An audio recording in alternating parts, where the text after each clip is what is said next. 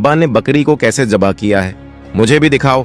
अब्दुल्ला तब बोला, अगर तुम देखोगे तो यहां लेट जाओ। छोटा बच्चा सिर्फ 2-3 साल का था और दोनों नादान थे।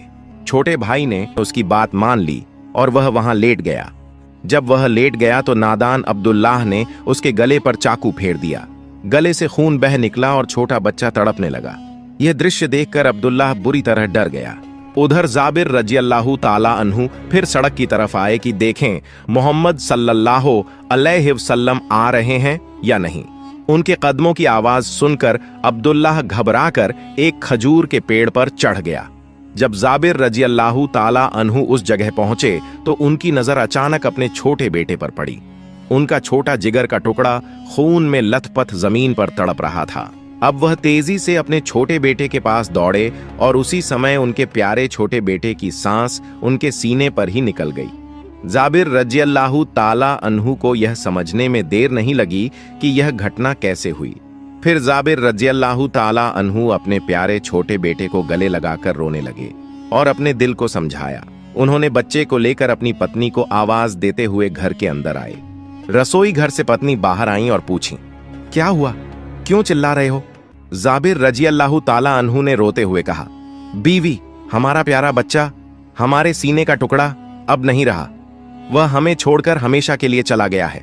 पत्नी ने यह सुनकर कहा, नहीं, ऐसा नहीं हो सकता। मैं यह नहीं मान सकती।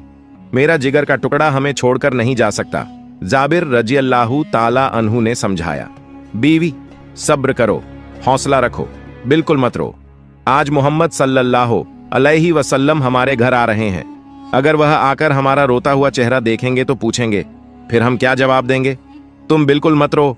पत्नी को समझाकर उन्होंने बच्चे को लेकर रसोई के पीछे लिटा दिया और एक कंबल से उसका शरीर ढक दिया।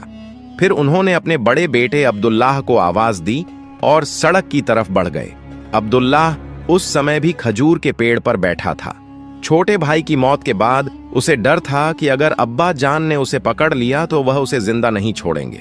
इस डर से वह कोई आवाज नहीं निकाल रहा था और चुपचाप पेड़ की चोटी पर बैठा रहा। जाबिर रज़ियल्लाहु ताला अन्हु कुछ आगे बढ़े तो अब्दुल्लाह ने सोचा कि यहां रहना सुरक्षित नहीं है। अब्बा जान किसी भी समय उसे देख सकते हैं।